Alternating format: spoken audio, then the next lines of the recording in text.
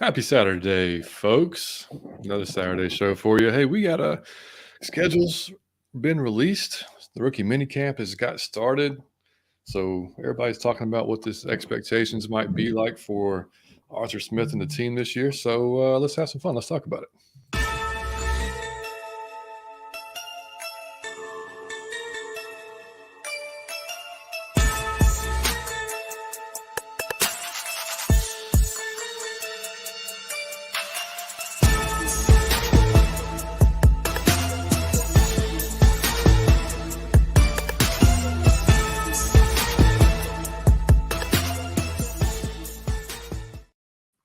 And welcome into episode 105 of Out of Your Falcon Mind, Atlanta Falcons fancast, or is it a Red Stallions fancast? Anyway, either way, I'm down with the Red Stallions. You saw that video, right?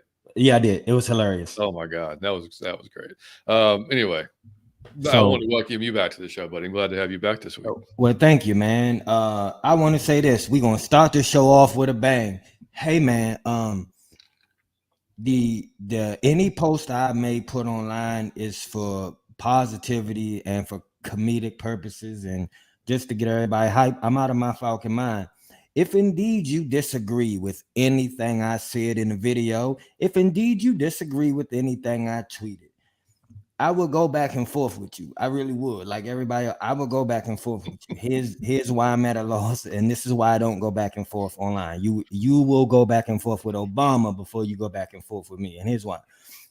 I would, but the proper words have yet to be invented and added to the English dictionary that would accurately depict how less of a fuck I give about your opinion about my opinion.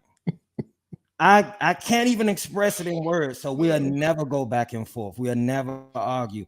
If any energy I had will be spent shouting out Savion and Fleet and E-Rob and Ice Pick Flick and the Falcoholic, any energy I have will go to shouting out people and trying to hype people up. I'll be talking about pound for pound and Smitty and Birdo before I ever talk about you. So we will never go back and forth. I just Olay. You know, when they hold out that red flag and you chuck, I get it right out the way. I have no energy for that. So no, I can't express it. So welcome to Out of Your Falcon Mind. Let's have a great day, man. Oh man, that's great. Yeah, welcome, man. Like if anybody new is watching, hey, thank you all for being here. We appreciate you. We normally don't do Saturday shows, but this week, my kid had multiple concerts in the evening and baseball, and then Mike was busy too on the days that we could do it. So it just worked out that we could do Saturday this week. So, and we've done a few Saturday shows. It worked out pretty well. Hey, it's Mother's Day weekend. So I got the pink Out of Your Falcon Mind t-shirt, which by the way, you guys can grab that at the, I'll put the link in the chat, but you can go to, it's bonfire.com/out of your Falcon Mind. You can find t-shirts, hoodies, all the good stuff there. Appreciate everybody who went out and bought one. If y'all want to support the podcast in some way, shape, or form, that's a great way to do it. Until we get to 1,000 subscribers, which we're almost there. We're almost to 550, buddy. I love it, man. We're on the roll, man. It's steadily growing. I love it. Absolutely. So again, shout out to. If you haven't subscribed to our YouTube, please go over there and subscribe to our YouTube. The click of a button, but it helps us tremendously. Absolutely, man. Get out there to more Falcons fans and reach more people. And shout out to Variety Sports Network, which we are coming to you from. Mm-hmm. Make sure you check out Variety Sports. A lot of good programs, man. A lot of good shows. Fat Boy Fadeaway keeps killing it, man, with their with their playoff coverage. I mean, they're doing a great job, man, with Darren and Tyler and his boys. So make sure you check those guys out when you can. If you're following the playoffs, which has been a good NBA playoffs, by the way. It has. So and I rarely watch basketball, but I love King James, man. He's killing it. Yeah, man. And hey, shout out to Jay, man. Jay with Jay's Fifth Down podcast, the football podcast. He invited us on last week, so we were able to go on there and do about a half hour with Jay, man. Great young man. Georgia State student currently. Dude's he's already wrote a book. I mean, much props, man. Like he's going places. He's going to go places. I got a good feeling, man. So shout out to Jay for having us on, man. And I guess you were talking about were you talking about the Matt Ryan thing? Yeah, I saw that. I want to express.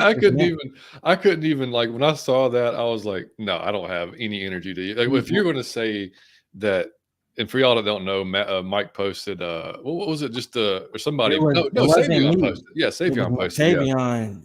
He had retweeted a TikTok that I had done in the past, and he was just giving me props. He was giving the show props. That's all. It was totally positive. And this dude went under that, and he said something negative, and I didn't see it till days had passed, so it was over for me anyway. And then when I saw it, I just thought, man, I've watched so many people do that on some of my YouTube videos, some of my TikToks. People will go under it and put 28-3 just for no reason, Which or is just be like, hilarious. Matt Ryan sucks, or this is, or whatever. And I never get bothered by that. It doesn't affect me any. I laugh at it and I leave it up there. I could take some of it down. I leave it up there because I feel Absolutely. it's hilarious. Because do you know why I think it's hilarious? Because I'm like, man, if I'm on Twitter, if I'm on YouTube, and I just don't like a video, I scroll past it. I don't know what type of person I would ever have to be to want to comment on something that was positive and just want to say something negative. I don't know what's going on in your personal life that will make you resort to that, because girls like me and I don't live in my mom's basement. So those are two reasons why I would never. I'm not going back and forth with you. The reason I'm in the trouble I'm in now is because some people got tough with me and I got tougher, and the people didn't want the problem. So I'm like, I don't go back and forth in the car for like road rage. And I will never go back and forth on the internet, because that's not tough to me. Anybody could sit behind a keyboard and type or say something nasty. And like I said, if I got a platform, if I got any energy, if I'm gonna tweet something, it's gonna be about Savion and Fleet. It's gonna be about Ice Pick Flick. It's gonna be giving somebody props. It's gonna be talking about my man Johnny Yates. It's gonna be talking about his son Liam. It's gonna be talking about Smitty and Birdo. I'm gonna be hyping somebody up. I'm never gonna go back and forth with you or try to tear your opinion or your post or your video down. I'm gonna be talking to you about Big Low. I'm gonna be hyping up Big Low. I'm gonna be doing something like that. Like, these are my guys. These man, come. I'm gonna be talking about E-Rob. I'm gonna just be doing something positive, hyping somebody up. I'm never entertaining it. But you're entitled to your opinion. But I'm just, if you want to argue with me, I'm not going back and forth with you. Like, I'm not even having I don't even go back and forth to my detriment with people who like the video, because I'm not on it. I just post it and then I get off of it. So I don't even see Okay, I got you though. Good cop, because John knows he got to jump in sometimes to do that. I don't log back in to see how many views the video got. I don't log back in to see if it was received well. I don't care. I just got on the net this year. You got to think, last year, you got to think about that. How old, how outdated. I just got on the internet, so I don't even know how to use none of that. I'm not doing it. Yeah, no, it was funny. The dude he essentially said that Matt wasn't even good, much less. I was like, okay, all right. Yeah, we're just, I don't even have. Shout out to Savion. I was about to start that one. Yeah, no, exactly. Yeah, shout out to Savion, man. It's good in the chat. He was showing up. Hey, what's going on? You, brother? Well, yeah, that's right. These times work out well for you, man. Yeah. Jordan, what's cracking, buddy? Man? Good to see you, brother. Shout out to Alberto, man. Alberto, he told me he's on the way to a winery, man, with the wife and the mom taking him. He's treating the ladies right today, man. Yeah. But Saturday, man. Steamed shrimp. He said, "Do you guys agree that the primetime games are earned? Falcons have 0." Yeah. Yeah, I think so. Yeah, I think so, and I'm fine with it. And we'll get to the schedule here in a bit, but I kind of think that there's a good chance that last Saints game could be flexed to a primetime game if we do what we're supposed to do and the Saints stay competitive, which we don't know yet. We don't know what's going to happen, but yeah, man. We do. We were 7-10 the last 2 years. Weren't great. So yeah, it wasn't great. And like I said, of course I was disappointed, but I have no issue with it. We're gonna wake the world up this year. And one of the things I like about it is I kind of like being the underdog. I kind of like having nobody talk about you, because it gives the coaches all the ammunition in the world, man. They go to the players, man. They don't even think y'all are good enough to get one primetime game. So if they don't already have a chip on their shoulder, then they're just going to piss them off even more, So that's always a good thing. Wallace, what's happening? Wallace. Hopefully you got your shirt, Wallace. I think I got the shipping confirmation. So, man, let me know if it came in or not. What's going on, Des? Listening and while watching the Braves. What's going on, man? Man. I did not get to see the game last night. Liam had some games, and I'll keep up with it during the game or during the show today. But hopefully we'll get a win today, man. Yeah, good for you good to see you in here, man. Play stats. What's happening, brother? Play stats. See, 100. He know what I'm talking about, bro. Me Des, just got man, to go. We going, man. I wish. I'm gonna tell you, I do not have the money for London. If I had it, I would have got my ticket. I would have been the first thing smoking, man. I would love to be there for that. I told Des, man, we were talking about it the other day on online. I said that if we do it again, like any other year, like we got Liam's Cooperstown tournament, next month, and that shit's not cheap. So we're going to be we got to take care of that this year. But next year, if we're in London or whenever we are next, we really want to make that trip over, man. Yeah, hell yeah.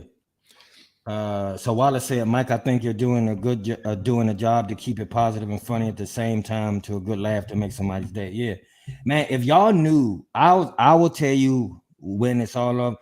If y'all knew the year I've had, this has undoubtedly been the worst year of my life. Like the problem after prayer. If y'all knew the stuff I was dealing with off this show, it will blow your mind that I'm on here being in a good spirit and being positive. So I got real problems. The last thing I care about is what you think about a video I did on Matt Ryan or even our podcast. I do not care, man. I hope you like, but man, I don't care past that. I wish everybody well. And like I said, there's so many cool Falcon content creators. If I got a minute of spare time, I'm talking about them. I'm hyping them up. I ain't talking to you, bro. I ain't got no time for you. Yeah, man. No, and Miss he's Pam, not lying, man. what's going on? What's going on, Pam? Good to see you. Floyd, what's happening, brother? Rise up, man. Rise up, Floyd. He said defense is going to be great, better than we look. Yeah, dude. Yeah, Look, he said great better. I just like the fact that those are two positive in the same way. Absolutely, great man. better. Yeah. Playboy Mike Berto Ski said, "We love you, Mike. Positive. I don't give a fuck. Yeah, I don't care, man. It's gonna be positive every time. I will never do anything else on this podcast." That's right, man. Floyd said Falcons record, 11-6. Yeah, I like could go for that. I could go for that, man. What's going on, Chase? Good Chase, man. We got to get you on, man, one day when with Jack and Bodie too, man. We've missed you the last couple of times. Yeah. Floyd said no one is gonna see us coming. Yeah, man. I hope it's not, man. I hope not, dude. And Jordan said, by the way, fellas, got the show. Oh, awesome. Awesome. That a boy. Man, Jordan. Thank you. Man. Glad we got it, man. It's dope. This guy straight after your heart, man. We might damn well win the Lombard. There we go, buddy. I love you, buddy. Now you're talking my language. We gonna win that Lombardi, buddy. Oh man, Wallace said I think we have to earn getting primetime games because we've been a bad team for a while now. But that absolutely that'll change next year. Absolutely, man. I totally agree with you on that one. And Miss Pam said a game at a time we were going to shock the world. I love it, man. I love the whole positive. I mean, you listen. I mean, like even Aaron, man, on Locked On Falcons, it's a new Aaron, buddy. Like it's a positive Aaron. It's the Aaron that we've all wanted to see for many years. It's like, I mean, like he's still, he still keeps it level, but there's a big tone of positivity. We got to get Aaron back on the show because we smiling more than ever. He's smiling. Aaron is smiling more than ever. It's great, man. I love it. So yeah, man. So rookie minicamp kicked off this week. Saw a few little interviews they had with and gotta love what Bijan said, man. He said Arch told him. I mean, he's used him slot, out wide, running back, blocking, everything. He said he's and which is what you want to hear, man. So that's what we were hoping. You don't draft him and just use him as just a running back. Yeah. And he said that Art told him to be prepared. He's going to coach him hard, which, I mean, he probably could just ask Dez about that because Dez knows all about getting coached hard because he got lit up last year a whole lot by Art. So it's good to hear, man. Clark Phillips, man, he said he's definitely got a big chip on his shoulder because he wants to prove why, go out there and prove people wrong and why he was drafted so late. So that's which we already knew. He kind of felt that way anyway. And then I love what DeMarco Hellum said. He said, "Man, I will do whatever they want me to do." He's like, "I don't. We can play defense, special teams, wherever they need me. If they want to come up and play a box safety, they want me to drop in the coverage, whatever they want me to do." He said and so that's I really love the fact that I feel like he went out and just got football players, just people that want to play football. Like, put me anywhere, as long as I'm on the field, I'll play. I really love that. They even asked the marker, they're like, have you found a place to stay at? He's like, no. He goes, I'm just my focus is solely football right now, learning the playbook. And he's like, I'll figure that out afterwards. So I mean, that's great, man. That's all you want to hear, man. Is all that good stuff. So I'm excited, man. Just to see these guys. The biggest thing is they just got to stay healthy throughout this whole process and don't get anybody hurt. Dude, Yeah, Matthew Bergeron is a giant human, yeah. man. I did see that. Yep. I saw him with the interview, I think, with Kelly Price. And I mean, Mm-hmm. now I know she's not a big Yeah. woman, but like, dude, he's a big 6'5", Mm-hmm. 320 man. Like that's a large dude. Seemed like a really good dude too, man. I think that's I always say I think the reason this film didn't jump off at you, so I can only assume that the reason they was impressed with the human he was with the content of his character and just seemed like the greatest dude every time you hear him speak. I'm excited for him. I hope he do well, man. Yeah, man, I can't wait, dude. It's gonna be fun, man. Let's see. Oh, Wallace said, yeah, got the t-shirt. Oh, awesome, man. Oh, thank you, dude. I appreciate it, man. Yes, sir. Bubba Gump, so I can see 11 to 14 wins. How about it, Bubba? I love it. Yeah, I love that, Bubba Gump. I love it. Hear what Clay said when he said he's going to be more violent. Dude. Yeah, oh, that was the best thing he said. I mean, yeah, that man, it's a scary dude, man. Ski said we don't get a Thursday night game after what happened last time with a certain QB. Yeah. No shit, that would have been like y'all are done for like the next. Y'all got time here. Sit in the corner and stare at the wall and no dessert. No, you don't get no dessert for lunch. No, after none. he did that, no.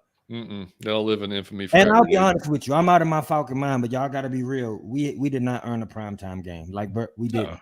We did not earn a prime, so it's not them hating on us that we did not earn a primetime, nor should we be given one. You got to earn that. And I believe this, like John said, I believe that last one will depend on the Saints, but we will earn it most definitely. If the Saints are anything, we'll be on primetime. Don't worry about it.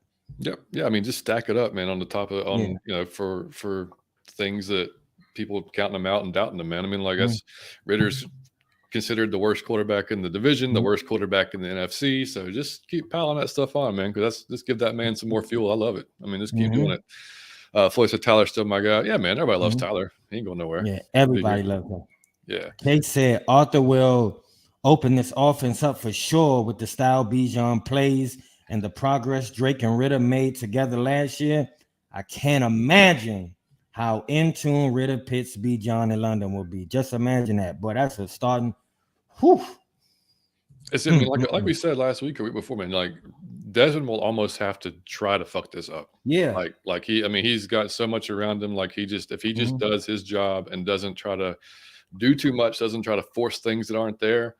I mean, like, because Arthur even said it, man. He's like, we're going to try to. I think he phrased it as that the matchups. He's going to create some unique matchups, which they'll be unique. Which really he's saying is we're going to get some people in some spots they don't want to be in. We're going to have a linebacker on Bijan. We're going to have a linebacker on Kyle. Something like that's going to happen. Check. Either one of them is a bad move. No chance. So and I want to say this too. CP is not done. All you ever see with CP is during the latter part of the season, you see it's kind of a decline. You never see him play poorly, or you never look as like, man, we need to get that old dude off the field. He's electrifying. Don't forget how good he is, and he'll be fresher now, so you won't see that decline at the end. Because we're not talking about him. Don't overlook CP. That's the electricity. Yeah, absolutely. Don't forget what he is. Him, Tyler, and Bijan, and Kyle Pitts, and Drake London, and. Can't forget Mac Hollins gets left out of this thing, and Mac Hollins, but nobody even knows. And come on, we not even talking about, man. We got a speedy receiver that can fly up the field now and just take the top off. This offense should be better. I know I'm out of my Falcon mind. This offense should be better than the one Kyle Shanahan. It's more weapons. Now we don't have a Matt Ryan, but there's some more weapons. We got a quarterback that can run. The playbook is fully. He has. The whole playbook of the league he has. There's nothing he need to, we can't use this section. Last year, it was a part of the playbook we don't even need to study because we don't even have the personnel for it. He got the whole Madden playbook. Every play on Madden, he can go. So I'm excited, man. Absolutely. Floyd said Bergeron born pissed off. Yeah, that's man, what I'm telling you. Yeah. I went back and watched some film, man. Like I hope he does well because I think that's the one draft pick that brought everyone's grade down because no one kind of understood it. So I'm just hoping he proved us all wrong and he show us why they went and got him. Oh, yeah. Yeah, well, so our offense is going to be totally different than it was last year with the personnel that we have. Yep. Yeah, like exactly what Mike said. Yep, it's going to be completely different. Alberto said Bergeron week 1 starter. He doesn't look back. I'm with you, agree. Berto. 100% agree. As long, Yep. I don't see him not getting that job. And Ski said, Oh, can't wait man. for Clark. Oh man, I'm probably most excited for that, Ski. I know, yeah. Chase said, yeah, Bergeron's run blocking is tremendous. Yeah, I mean, we just needed somebody to just be better than we were because last year, I mean, like I said, our runs to the right were great. You had Lindstrom and McGarry out there just like paving the way. Run to the left, not near as good. And it wasn't, if we can just get that even close to what the right side is, then we can have more versatility on what we can do. So, I mean, that's, and I think, Bergeron's going to bring that to you immediately. Man, Floyd says CP is still our, yeah, man. Yeah, he's not going anywhere. Chase said with the likes of Scotty Miller and a healthy CP, this passing game has definitely opened up the way, downs where Tyler and Bijan can play on the field multiple times. Yeah, dude. I mean, you're going to have Tyler and Bijan on the field at the same time. I mean, the CP being the whole wrench in this whole thing, who could, like you said, Mike, he's going to be healthier. He's going to be fresher. He can line up in the slot. He can line up outside. He can line up in the back. Like I said, we do a diamond formation with him, Tyler, and Bijan on the field. I mean, what the hell are you going to, I mean, good Lord, man. That's going to be hard to defend, man. So it's going to be something to see. So like I said, I don't mind all the people that's talking down on us. So it's a lot of people that graded our draft poorly. Graded our free agent signings poorly, saying that we should have got Lamar Jackson. So we same old Falcons. There's been a lot of negativity in the media, but when you look at our fan base, I don't know that I've ever seen you guys go positive. So everyone's out of their Falcon mind. So I think we'll prove everybody wrong this year. I cannot wait. Yeah, dude, it's such a different vibe than last year. Like it's not even in the same universe. I mean, most everybody is, positive. There's still the Desmond haters out there, which I still can't understand. I can't figure that one out. Like I understand, like you can not be sold on them. That's fine. We said on the show we don't know yet, but we don't know because we haven't seen enough. But it's fine. It's fine to be optimistic, and it's fine to see the traits that he has to be good. So, and as a fan, you want him to be good. So, like, I don't understand not like rooting for the guy, like whether you like the choice of him being a quarterback or not. So it'll be interesting, man. Chase said, this is our first year really seeing what types of team our GM and coach have envisioned the past few years. 100%, man. I mean, like they had to do what they could those first 2 years and draft the guys they hope could help at this point where we've gotten now. So, I mean, good point, Bubba. Yeah, John, absolutely. John, also. See? H-back. They just got football players. They really did. You don't know who coming at you. It's like, Miss Pam's with the new Pam. You got negativity. You got to, Miss Pam. You got to. You gotta. For your sanity. Absolutely. That stuff will get you down. All right, so let's get into the schedule, man. We, like I said, that was a big release. They had some hits and misses, man. They did the whole shoe thing. Did you see that? They had different. Yeah, you have to go look at that. No. That wasn't great. They the social media team, and then of course, But the actual release was okay. But I need to shout out the guy who. Did you see the tweet that we got? Told the Falcons they should have reached out to us and all the other creators. I thought that was dope. I really thought that was dope, man. Yeah, so Falcons, if you are listening, we will gladly be participating in your schedule release next year if you'd like us to. But he shouted out Berto and who, I mean, like, Smitty and Pound for Pound, a bunch of other guys, man, that was I'll find it and I'll make sure. Oh, yeah, Case of Riders Black. Yeah, there he is. They said there are a ton of great Atlanta Falcons content creators who would love to have participated in this next time shop local. Boom. Yeah. So, but schedule release was all right. They had a little TikTok video. The Titans one was a hell of a lot funnier. But I'm gonna tell you this, man. I gotta just spend another moment giving a shout out to all the Falcon content creators. We got some good ones. Of course, I'm not a fan of any other team, but I always imagine I have a hard time believing that any other team has better content creators than the Falcon ones. I'm sorry. I love the Balt Bros. Shout out the bros. But I'm talking about as a collective. We got so many good ones. It's just awesome. It's gonna be good. I can't wait for next season because I feel like we got a whole new roster when it comes to content creators too. Like I want to see what everybody does next season. Yeah, man. I mean, we're still newish, in it. So we're still, like you're right, man. Like all the you can almost tune in every day if you really wanted some You Falcons can, content and catch and any show. I to mean, so quality, yeah, good like you shows. can tune in to quality every day. If you want to see Falcons content, and all the guys are unique in their own way. All the guys have a a talent that no one else has, and that's what make it dope. 100%, man. So yeah, so obviously y'all can see we got the schedule up. If you're listening on Spotify or iTunes, you can't see that, but just so you know, we have the schedule up here on YouTube.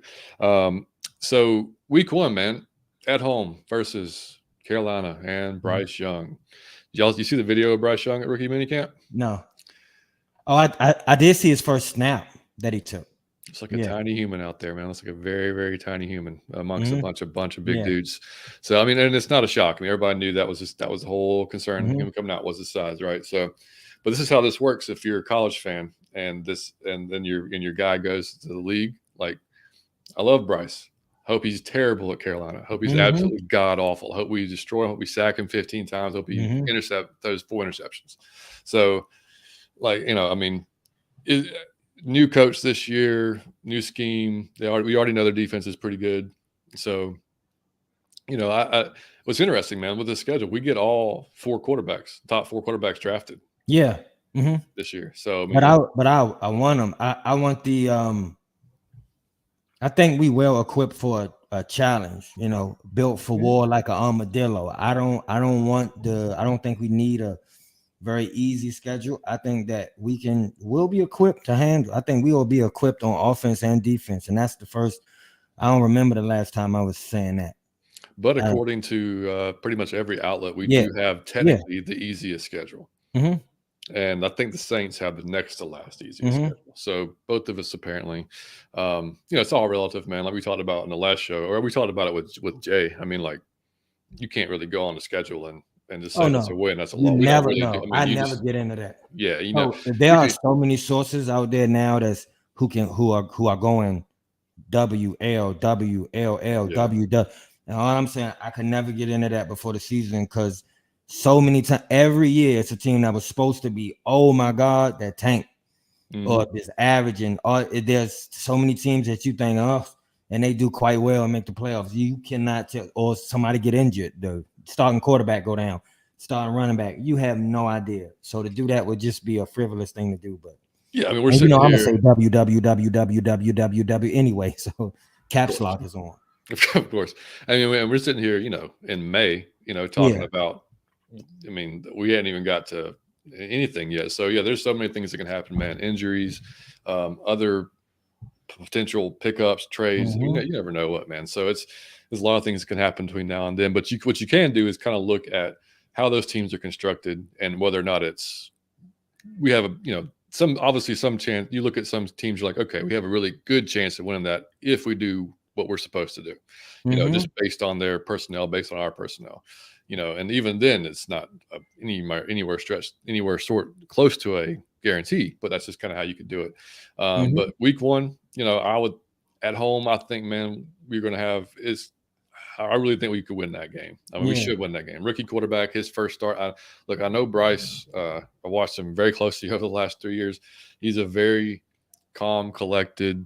Like nothing's going to freak him out. He's not going to be coming in here, lights too bright. Like that's not like he's built for Hmm. the NFL. Like if there's ever a mentally built quarterback for it, it's Bryce. Like Hmm. so, he's not going to come in, with big eyes. But we just got to hope we put pressure on him and get him, and then just Hmm. because you'll be surprised. I mean, if he looks anything like he did at Alabama, he's just going to be sitting there in the pocket while dudes are flying by him, and he's going to be looking to find guys, and he'll, Hmm. and the only thing is they got a rookie wide receiver in Mingo. I made a few, a few off season, Adam Thielen, a few off season, Hmm. requisitions there at wide receiver, but they're still not. The weapons thing is still not. He didn't have the best of weapons. Let's put it that way. Hmm. So we'll see how he goes, man. Then Hmm. Green Bay and Jordan Love at home. Hmm. That could be advantageous. Next Hmm. couple of games could be pretty tough. Yeah. Yeah. Detroit's going to be a tough one. Jacksonville gonna be tough. Yeah, and then we go to London to play Jacksonville, and Hmm. that's going to be I think a really hard test. And then we don't have a bye after that. which I don't mind actually, because that'd be an early freaking bye. So we come home, at least we have a home game against Houston. So we'll be CJ Stroud and the Texans coming in, another rookie quarterback. See Will Anderson on defense, obviously. So you look at that like, okay, another rookie. We should hopefully pull that one out. We'll see. Then at home against the Commanders, which we've seen the last few years, man. The Commanders are not an easy task. I mean, they're going to fight you the entire game. We're going to have Sam Howell, maybe. I mean, by that point, I mean, we know Sam Howell's supposedly going to start the season as their QB1. So we'll see what he can do. That might be that's going to be, I think, a down to the last. It has been the last few years with them, man. Taylor going to give us that inside information, man. That's right.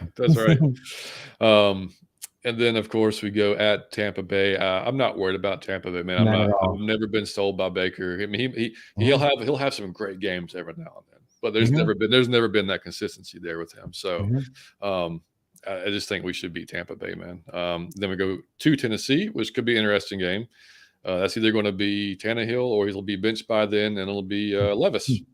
So we'll have, again, potentially face another rookie quarterback there. Johnny Yates, where's Malik Willis right now? Is he third string on the team? Yeah, and I think I don't think they've released him yet, but they're talking about releasing him, because they normally don't carry three quarterbacks. Yeah. So sorry, buddy. A ton of folks wanted us to draft him too. Yeah. Sorry, buddy. He did not. He did not pan out well, but I hope he get another shot somewhere, at least as a backup. Yeah, he's too young and talented. I don't want to throw him in the trash just yet. He didn't earn the trash can yet. No, he's too talented not to. But, and then we look at Minnesota. Oh crap, where'd it go? Sorry. So we're home against Minnesota, which again, you never know. A lot of one-score games they were in last year, just like us. Kirk Cousins can be really good or he can be really bad. We just gotta hope Brad Kirk shows up. Jamar Chase and AJ Terrell should be a really fun thing to watch. I'm not Jamar Chase. I'm sorry. Justin Jefferson. Yeah. So that should be fun. Kirk Cousins is the quarter of the NFL. It's like, you remember flipping coins? You never know. No. Kirk Cousins might play excellent or tank it, and you just end up this game to game. He's the wildest wild card in the NFL. Yep, that's right. And then week 10 at Arizona. Got to think that Kyler will be back by then. Maybe not. Depends on how his recovery goes. But obviously that team's in a full on rebuild. You got to hope you take that game. Then we get our bye. So I really like having the bye at 11, man, because you can you rest up for this stretch that you got to finish out the season, which the last, was it 1, 2, 3, 4, 5, 6, 7 games? You're playing 4 division opponents, or you're like 4 division games. So that'll be important, man. Those games are going to mean a lot coming down the stretch. I mean, unless we just come out gangbusters and have an insane record going into the bye, which you never know, could happen. But we don't play the Saints until November 26th. So it'll be at home. So we'll see how they're doing by that point with Derek Carr and those cats. I don't know. There's just our team, their team. They're all kind of, we don't know. It's just going to be a wait and see how they look. Then probably the toughest AFC game we're going to have at New York, at Aaron Rodgers and the Jets. Assuming Aaron Rodgers is still doing Aaron Rodgers things and the defense is still playing like they played last year, that'll be a tough matchup.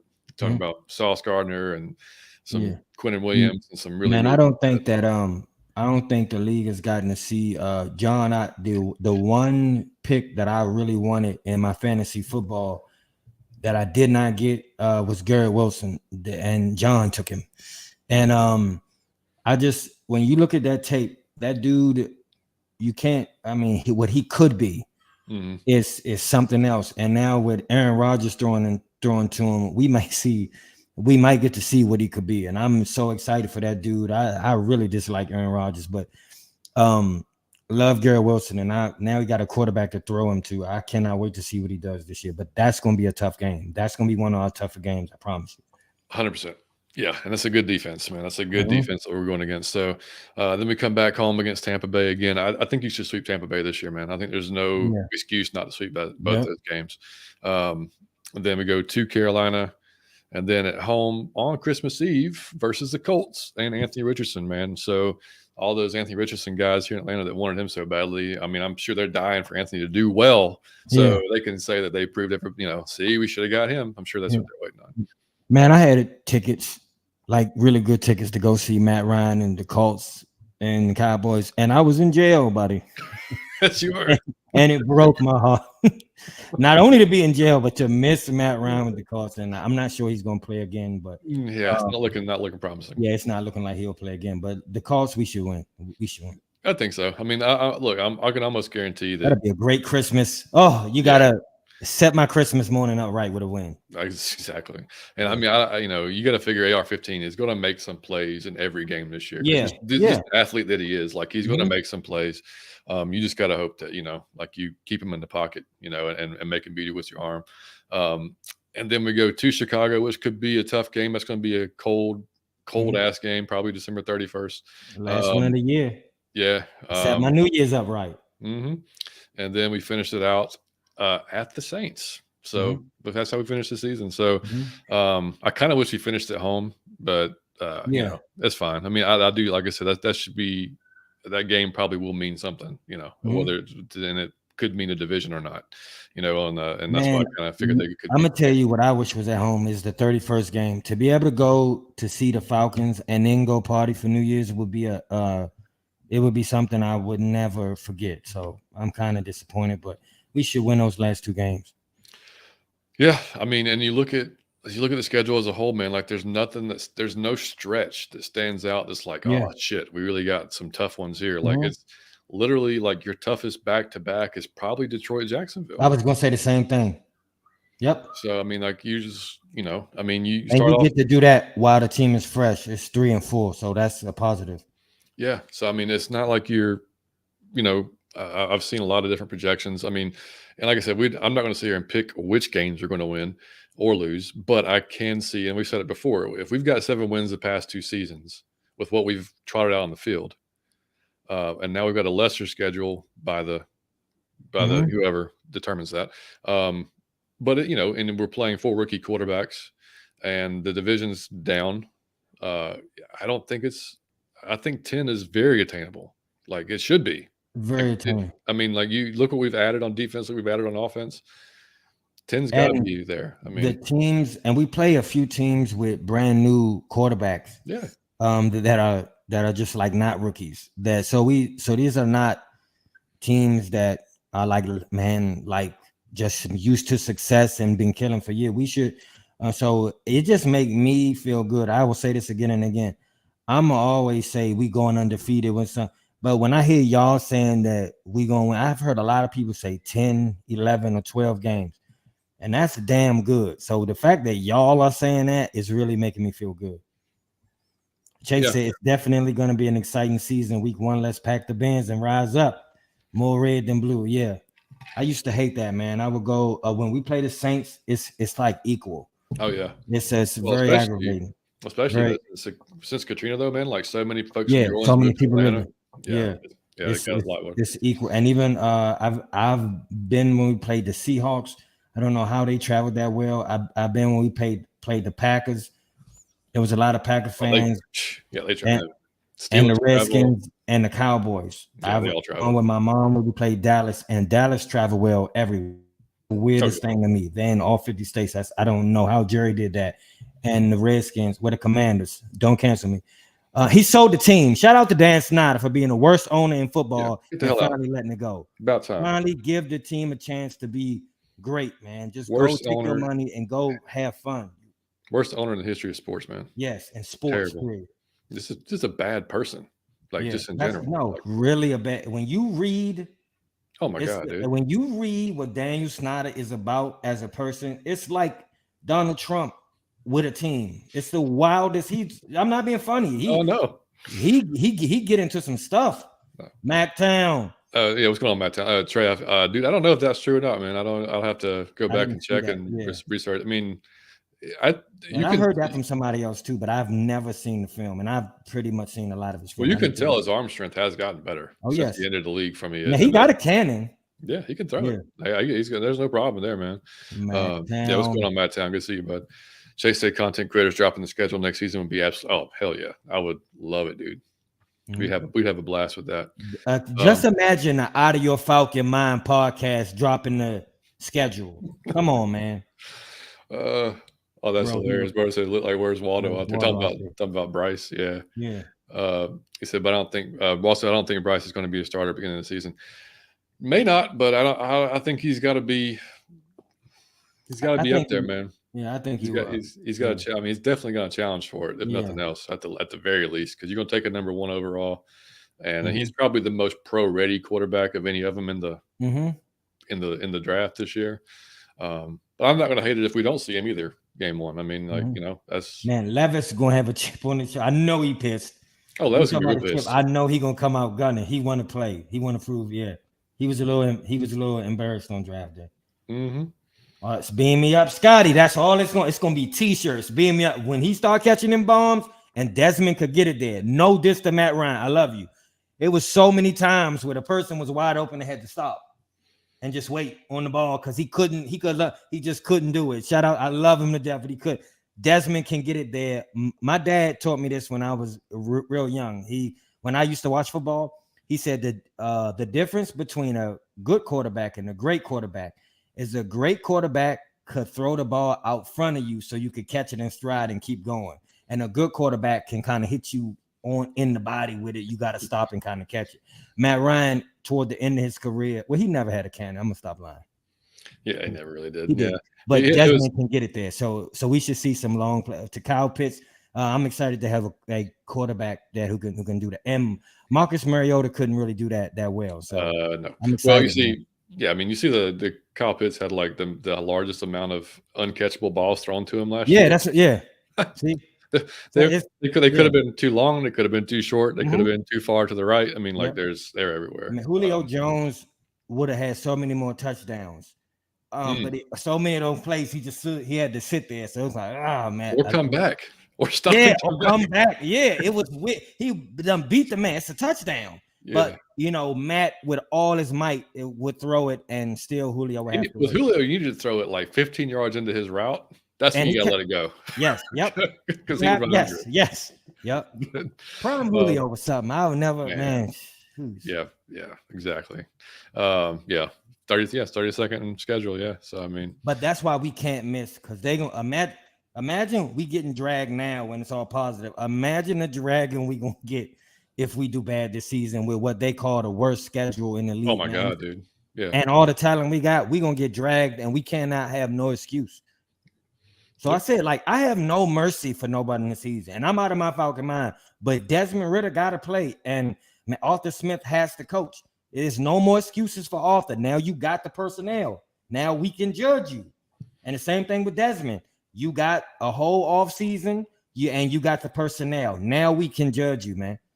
Like, now we can judge you. I will never judge my man who can't get no girls when he ain't got his hair cut. He look dirty. But if you put on the outfit and you get your hair cut and you wash your car and you still missing, you ugly. Like, we gotta admit it at some point. So I'm giving no passes for the Falcons this year. You got an easy schedule, quote unquote. The coach got the personnel that he wanted, and Desmond got an off season and all type of help. It's no reason to fail. Yeah, man, you can't be going into the season. Look, I'll dress like shit and smelling bad. No, exactly. You got to make sure you cut up before you come on. There. Yep. Wallace, I think you just have to understand how they come up with the strength of schedule for us to have the easiest schedule for the season. Yeah. I mean, it's they look at. Yeah, I'm not even sure how it's all worked out, but yeah, we're not facing Kirk in a primetime game, which is bad for man. Kirk, I don't know what it is with him in primetime. Like Berto gonna be there for the Jets game. Yeah, Berto, you gotta represent, man. What's going on, Terry? Good to see you, man. Gotta get some good footage too, man. Terry, what's up? Yeah, man. Jamal, what's happening, brother? Good to see you, man. Jamal. So let's get into the next topic we had here. So, like you just talked about a little bit, the expectations for Arthur, man, this year. So, I mean, obviously it's May, so I mean, we've heard a lot about, what he expects, and we know what he's going to kind of do on offense. We haven't truly seen it yet because he hasn't really had, like, he's had Matt, which really weren't really wasn't his style of quarterback. No, And at then all. he went to Marcus, which knew the playbook, but really couldn't perform or execute the Mhm, way he wanted to execute. So then he had 4 weeks of Desmond trying to, and you saw some progress. So like, mhm. yeah, like you just said, now you've had a full off season. So I mean, I've seen a lot of folks online. What do you think, man? Is this a make or break for Art this year, or is this like if Art does pretty good but not great, then we go then next season. Then next season you really got to make it work. I say this: it's make or break if he bombs. It'll be hard to do it if Like he miss the does. playoffs type bombs, or just Yeah. like bombs. Well, I say if you go 8 wins or less, I would consider that a bomb. There's no way you should have the same kind of record that you had last season. Um, I agree with that. so that's a bomb to me. But if you get to 10 or whatever, or 9 even, and you make the playoffs and you just don't win, you can put that again on the immaturity of a young team, and you can kind of wiggle out of it. But for me personally, I need some ass kicking games for me to know you're a good coach. From his tenure in there, it's always right on the edge for edge, right. And we don't beat the brakes off anybody. I need to see you coach the brakes off the other coach, and I have not seen him do that yet. I need to see you to outsmart and outcoach. The only reason I can't fully judge you is because what you had at personnel. Now your coaching will be on full display. How you use these pieces is up to the coach. So it's no excuse. Now it will be no more glaring that you're not equipped if you fail. So I think that this is make or break. It should be make or break from, because if you can't do well with this, then it's you. It's you, man. You can't waste 2-3 years with somebody, dog. Like, I seen you fuck up in coaching games where you lost us the game. I've seen you do that.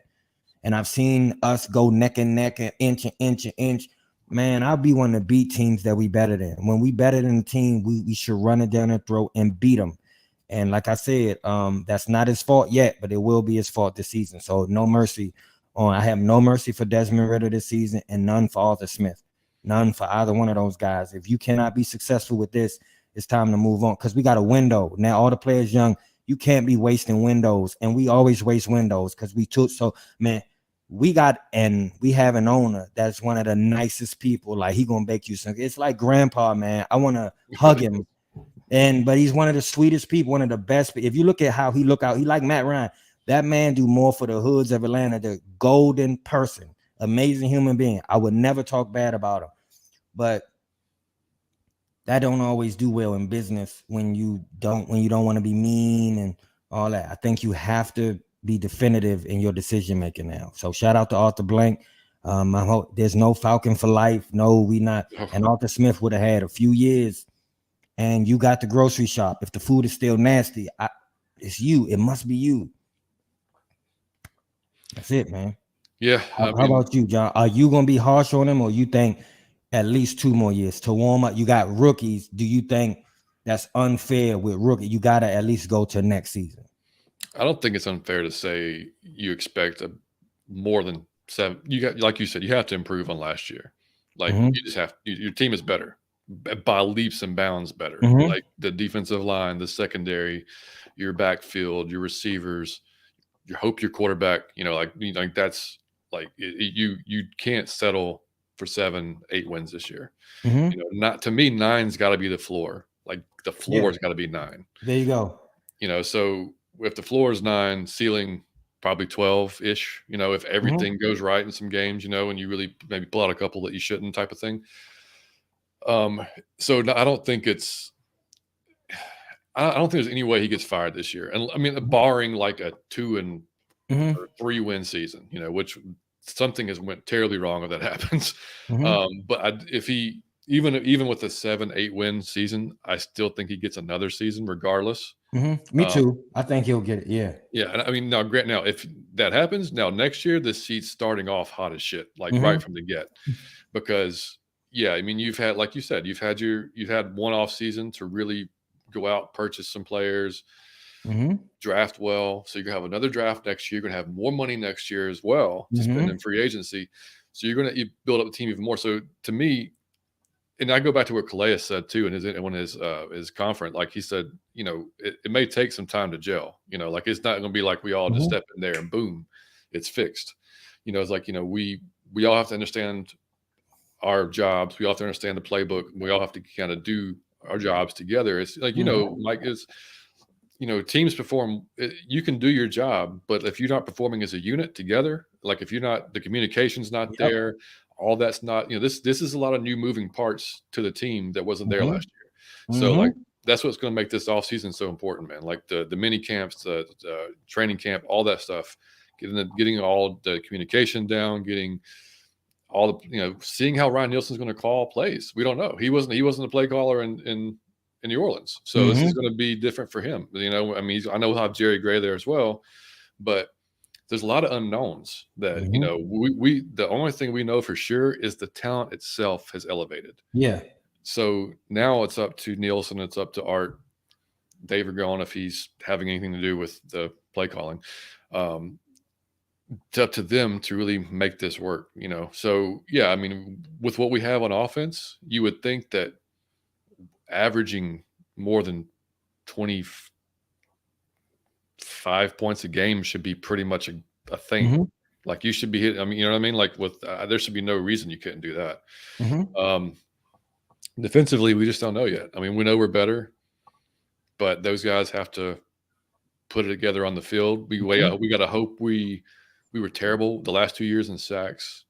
So if we can get just to middle range, if we can get that, because we asked Big Low last week on the show, like, or I did, I asked him what he think the realistic sack total was, and he said about 36, and that's 15 more than last year. That puts us close to middle of the league, So any kind of improvement like that is going to just boost it all overall. But I mean, I think anything less than a playoff berth, Arthur himself will consider that a failure. Yeah. Because, I mean, like he's, I mean, I think, like you said, it's up to this year. Like, one thing I want to see too, dude, like when we get up on teams, stay up on teams. Yeah. It's not the NBA, dude. Like you can't, in the NBA, teams go on runs. Like you can be up 20 points and then the team comes back on a run. You know it's coming, it's going to happen. NFL doesn't have to be that way. Yeah. Like last year, the first game of the season against the Saints, we're up big. All of a sudden, we start changing how we're calling plays. They come back. We cannot do that shit. Like if you get up on a team, step on their damn throats. That is my point. I need to see from a coaching standpoint, we don't demolish anyone. I know, and I'm not saying it should be a 43-3. I'm not saying that, but there should be some 2-score or 3-score like gaps in the way we win games. It shouldn't always be 2 points we lost and then we won by 3 points and then we lost by 4 points and then we won by 5 points. Like that's to me, like, but again, I can't judge it. That might be the personnel, but man, I want to punch people in the face and I want to stomp. So my man Jay said, "What's up, fellas? Mike talk your ish. We about to put the league on notice." Yes. Like I want to beat the shit out people. I want to win. I'm gonna tell you, man, I can't never talk shit to people because it's not definitive.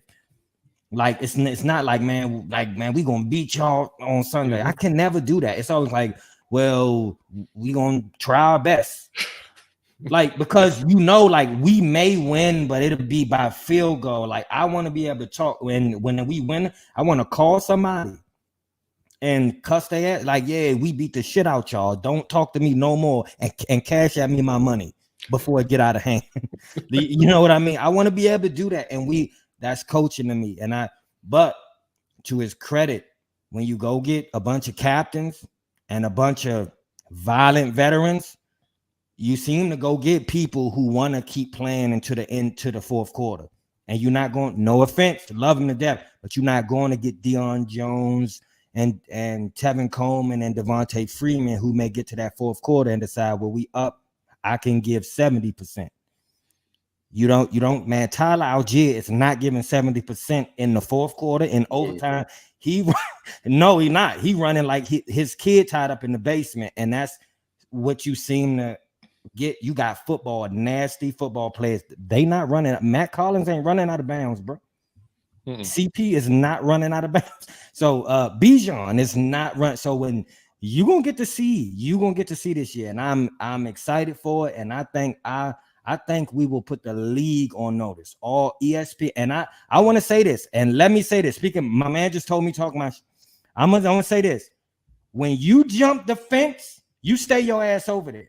And I mean, if that's Falcon fans, if you a TV personality, if you doing all that, oh, we should have got Lamar. We clearly gonna lose. We gonna be the same. When whatever side you jump on, you stay your ass over there. Now I'll give you the week 1. But when that whistle go off for week 1, whatever side you on, you stay over there. Cause all that, I'm gonna start over here, but then when we start winning, I'm gonna jump back. All along, I knew it all along. Don't do that. I'm pulling receipts. I want to screenshot. Anybody on Twitter doing that, just screenshot it.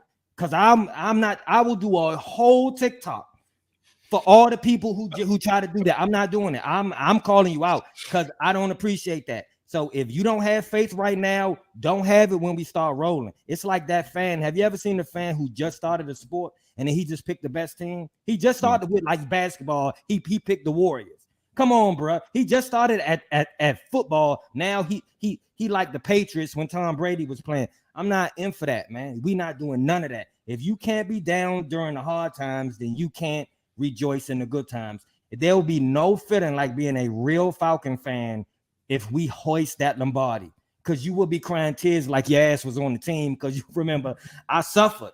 I had faith when there was no reason to have faith. I had true faith. I believed in my heart when there was no evidence that this was happening. It'll feel so much better to you. Stay down. And if you don't stay down, I'm screenshot anybody, all them people that like, man, I like the Bulldogs. I ain't about to be no Falcon fan no more. I'm Georgia. All right. Where you stay with the Bulldogs, and I hope they win 10 national championships. But what I'm saying is if we win, don't go buy no hat, don't go get no jersey, don't do none of it. True blue Falcon fans, rise up. I love it. And I got those receipts, buddy. I got them all bookmarked. Yeah, you keep them. I want everybody to screenshot. I got them, man. Jerome said I need to see 11 to 12 wins. See, yeah, Jerome saying it. Shout out to you, Jerome. Yeah. Big boy. What's going on, man? I want to be damn. You damn right. Yeah. That's hilarious. Yeah, man. Everything you said, dude. I mean, 100%. And and like looking as far as like what success would look like for not just, Arthur, but obviously the entire team will just be a playoff berth and like be competitive, but be competitive. Like, don't go, tail between your legs in the first round.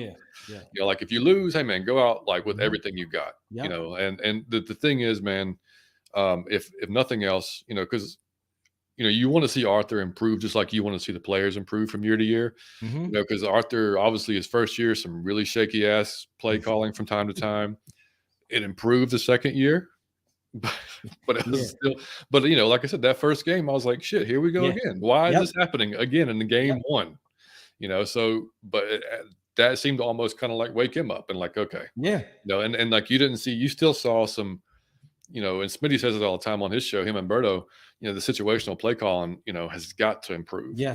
So, and I think part of that is personnel as well. Like we already talked about, if you, how many times, if with the camera pan to Art last year and this guy's head, his head in his hands, or it's just like this look on his face, just like, how the hell did this not work? Like it. So we are as close to having the personnel, a perfect personnel that he would want as we're ever going to have. You got to literally do everything back. You've got two backs that can just pound you to death and catch out of the backfield. Two big wide receivers. You got a fast wide receiver. Oh, by the way, Slade Bolden, who was an Alabama wide receiver, got invited to try out. So of course I'm rooting for Slade. He was, if y'all don't know, he was like he's your Edelman type of dude, like like kind of like Scotty Miller, not as fast as Scotty Miller, but nice, reliable third down type of dude. That's if he makes the team, then that's good and cool.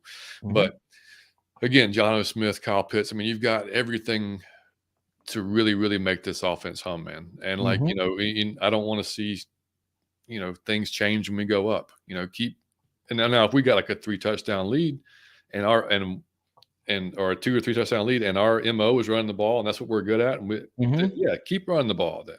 Like keep them Yep. off the field, like Mhm. just don't try to outthink yourself. Cause like That's what yeah. that's what Arthur, I think, has done a few times over the last few seasons is like, and you I said it think before, that you think that I think that you thinking that I'm thinking that you thinking that I'm thinking. Just don't do it, buddy. don't do it. Just do what makes sense. Mhm. I mean, like it's not too Common difficult, sense. man. Yeah, just Yeah. common sense with some of the stuff. And I mean, like the offensive line. I mean, I think Bergeron's going to be a huge if he really does win that day one starting job, Mhm. and I'm solidify telling you, he's gonna get and, it. and yeah, and I mean, it'll only help Dahlman as well Yeah. because Oh man, yeah. Dahlman Shout out to he needs some help. So I mean, like him. I hope and I'm sure he has put in the work because if nothing else, man, that Art and Terry's created this atmosphere around this team that if you don't work, you won't have a Mhm. job. Mhm. And I mean, and Arthur said it multiple times this offseason. He wants to make this 53 a tough roster to make, and it's going to be a tough roster to make. Yeah. They Yep. keep adding. We didn't talk about it because I don't know if we actually no this. I mean, this added. I mean, y'all know by now they added Trey Flowers the other day, Mhm. corner, so corner / safety, whatever you want to call him, from Seattle. So again, somebody's probably going to contribute on special teams, may fight for a job on a corner position, but. And we haven't talked about Okuda a lot, but dude, Okuda could be like, Mhm. I mean, man. I still mean, a free agency. He could be. he doesn't have that 50-year option. Like that Yep. dude he's literally playing for his career this year. Yep. Like they're to the literal sense. Like if he performs well, he's going to get paid. If Yep. he doesn't perform well, this could be He a could be tough at home. road for him. Yeah, He could be like Greg Hardy at Walmart. dude. I don't even That's want to talk about crazy. that, but what the hell? Wow. I thought it had to be a joke, and I was like, no, No. that's really him. How man, I just encourage especially black people, man, be financially literate and save some money. There's no excuse to drop that. You should at least be okay or be into something else. You should never be at Walmart. Like, man, bruh, like that's no, not at Walmart. And he was great. I know he did something wild, which I have no mercy for him for, but not at Walmart. Ricky Yeah. Smith, what up?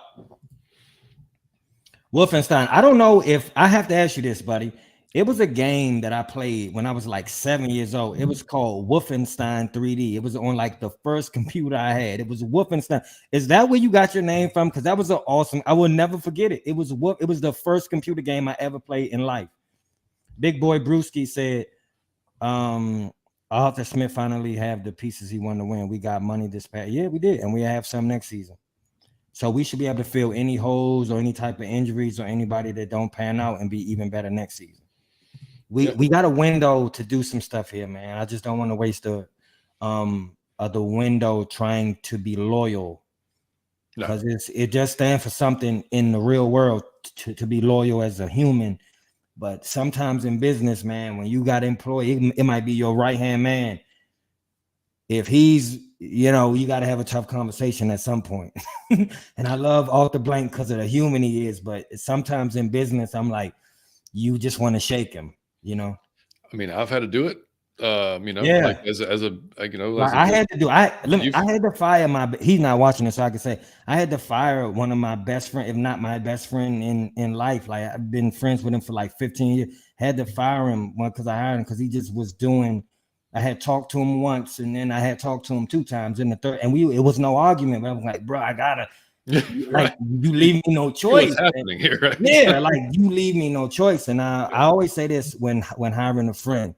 You're gonna get a friend who does one of 2 things. Say, I could chill because it's my boy, or I'll be greater because it's my boy and it's his company. So you never know which one you're gonna get. But shout out to him. It's still my man. It's still, but just not a great. But that's what I want without the blank. Yeah. There's sometimes he could still be, and he could still come to stuff. He could still be your friend. You could call him up. You could go out to eat with him. You could make a snowman with him. You could do anything. Just sometimes you got to have a hard conversation. Yeah, no, and you walk that line, man. It's like, and even with Arthur Smith too. I mean, like he creates relationships with all these guys, with all the players. He's, whether he puts on the tough guy persona, which you have to portray. But there's a human side to all of it, Yep. And as the human side of it is, you want to give guys every opportunity that they can. and sometimes that may be too long. That Mhm. may be a game too long. It may be Yeah. a play too long. So you never know. Yeah. So, I mean, like, I think, you know, I, I think he's not dumb. He's well aware of the situation. He's well aware of, the last how many losing seasons we've had, how Mhm. long it's been since we've been in the playoffs. So I think he Mhm. fully understands, and that's why when folks bang on Desmond, I don't think that Art's really going to put his career essentially partially in the hands of somebody he doesn't have full faith in. Yep. Why would you do that? Yep. I think if Arthur for 1 second thought that Desmond could not do the job, he would have Mhm. said something. Yep. He'd have been like, you know what, guys, like one of these four guys in the top of the draft, And we we would gotta have made a move. we gotta Yep. make a move. Or we need to get a veteran. We need to make a move. Like if he didn't think that Des could do the job, I think that he makes Mhm. that type of call. Because if it's me, I'm not putting my rest Mhm. of my career on somebody I ain't got no Mhm. faith in or less Mhm. faith in. So Yep. you gotta be smart with it, man. And I think, like I said, I think he is, man. I just want to see that progression out of him, man, and see him really just take that Mhm. next step in play calling. Because if he's as smart as I think he is, I mean, he can do wonders with this. I mean, just Yeah. like have defensive coordinators having like nightmares over And what I he can want do. to show. I know a few of y'all don't know, but I'm from DC, so uh, I see them a lot. I go to highlights and everything, but Taylor is more than equipped to back up Desmond Ritter. He's more than equipped to step in and do well. And I think even when you give him what's around him, you'll see the greatest Taylor you ever seen. So Taylor's the man. Trust me. I was like John would tell you, I'm one of his biggest fans, and I was super excited that he came here. So I want Desmond to work out, but just know if it doesn't, we got a well-equipped quarterback who could step in and really do damage. He's not a slouch. No, and I think just his experience that he'll be able to give Yeah. to Desmond too will Yep. be great as well. Unlike the guy we had here before that didn't want to help him at all. All Yeah. right. Ricky said, how long do y'all think it will take the defense to gel? That depends on Mr. Gray. But I say this. And Nielsen, yeah. Yeah, and my man Nielsen. But I'm gonna say this, man. I don't want to see it take too long during the season. I think that's what the off season for. And I'm happy they shorten preseason and they don't do it as, but at the same time, it was useful because when you see across the league, week 1 and 2, Yeah. it's always sometimes you're like, oh, this look bad, and you don't know the team. It take 3-4 weeks now because you don't have that preseason. So I just I want everyone, in the facility the moment they can, even if it's for the volunteer, because everyone's new, everyone's a rookie, I need everyone to report, man. So spend as much time in the off season so we don't have to get into week 7 before it's like, now here we go, because then it could be too late. If you shoot yourself in the foot, or if you shoot yourself in the foot too early on, it's, man, my fantasy football, when I finally got on a roll, it was over. it was already over. And I don't want to see that happen. It's the most frustrating thing in the world. You like, I finally got it down. I understand. I know what I'm doing. And it's too late. It's no point. You're just playing for fun. So I don't want to see it go too far. I want to please be in OTAs, do everything in the offseason to shorten that gap. Yeah, I think it's fair to say the first quarter of the season probably it'll take, because I think that's realistic. I mean, you don't want to, as excited as we all are. Like, we don't. If we start off the season 2-2, I don't think that's a bad thing. Yeah, right. You know what I mean? You Like, just don't. I still think like you got to be realistic about it. Like this, to me, the defensive line will be the easiest part to gel first because they basically have got one or two jobs. You're going to fill a gap. You're going to rush a passer. Like you're going to set the edge. Like those are your jobs. Like the back end secondary with, you're going to have a new safety back there with Bates. You're going to have a new corner with Okuda. You don't know who's going to be playing slot yet, whether it's going to be Clark Phillips, whether it's going to be, Alfred, who you don't know yet. But that back end is going to take probably a little bit longer to try to get all the communication down. And then the linebackers, I mean, we really don't know yet. I mean, we don't know if we're going to have that kind of set middle linebacker yet. Is Evans going to come back, or is he not coming back? Or we got Caden Ellis. We think he's going to be the outside guy rushing the passer. Like, what's really going to be his role? We do know that Nielsen knows how to use Caden. Like he's used him successfully, so that's a good thing. We don't know if Michael Walker is going to be back. doing his thing or improve from last year. So there's a lot of moving parts in the defense. So I just think everybody needs to be a little bit patient and not just freak out if like week 1 we're not just blowing doors and stopping everybody and everybody's 3 and out. And I would say that with the quarterback too. You got to understand that is the hardest position in sports, period. Not just in football, in sports. That's a very young man. He gonna get the speed of the actual season cannot be replicated in practice, in preseason, or in OTAs. Just know you gotta give him. So if he don't come out and throw 4 touchdowns and 400 yards, don't be like, see, I told y'all. Give the man a chance to. He really is a rookie quarterback. Same way that you would give Bryce Young. He's a rookie quarterback. So we got to be real. So you got to be D, my man. What's up, man? Come on, D. You said I see a 12-5 record. I love it, what everybody's saying, and it's not just me this time. You're not by yourself, buddy. Yeah, I'm not by myself, man. Everybody out of their Falcon mind. It is not just my. This is the first year ever. It's been everybody besides me. So you can't say I'm crazy no more. No, man, they gotta give you props on that one. Yeah. And you saw the Atlanta Falcons post about the chart. He's like, if you're Falcon around. I did, man. Give me my props. Shout out to Kerry and Kerry and Kevo. Shout out to Kerry. Hey, I do want to say this. I have to say this. We all influence each other. So let me start there. We all influence each other, and I'm cool with that. But a lot of my ideas are creatively unique to me because I have a different brain. So when you use one of those or it influence you, just give me a shout out. That's all I ask. You can use it. You can use it. You feel free. But a lot of the material of Out of Your Falcon Mind is unique to Out of Your Falcon Mind. It's nothing else like it. And that's no diss to anybody else. It's nothing like Out of Your Falcon Mind because it's unique.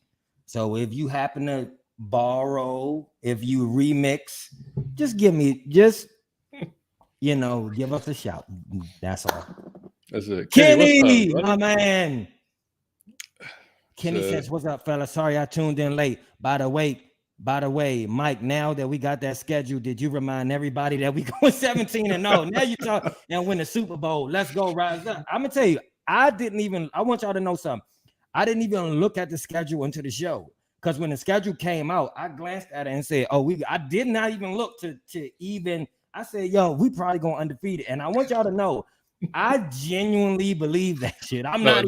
He's not lying, y'all. I'm not lying. I genuinely think we'll go undefeated until we lose. And then whatever game we lose, I'll say, well, we going 16-1.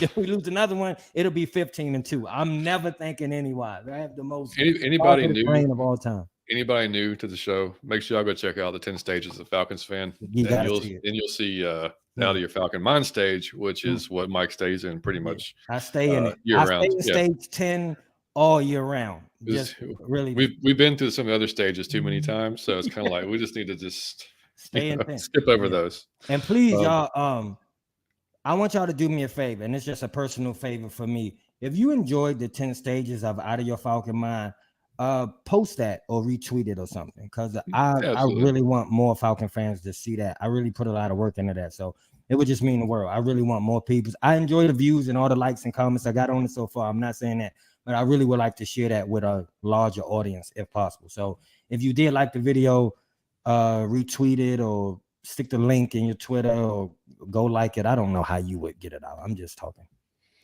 Yeah, man. I'm old, man.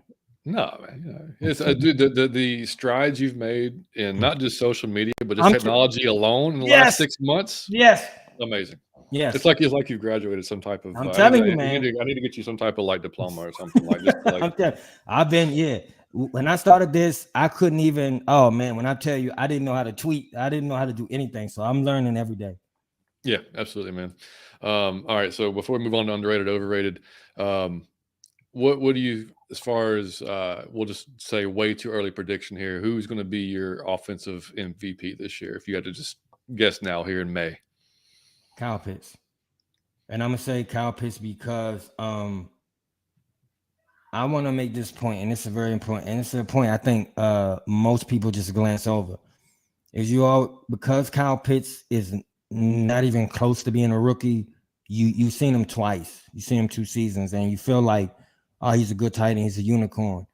You haven't seen Kyle Pitts yet.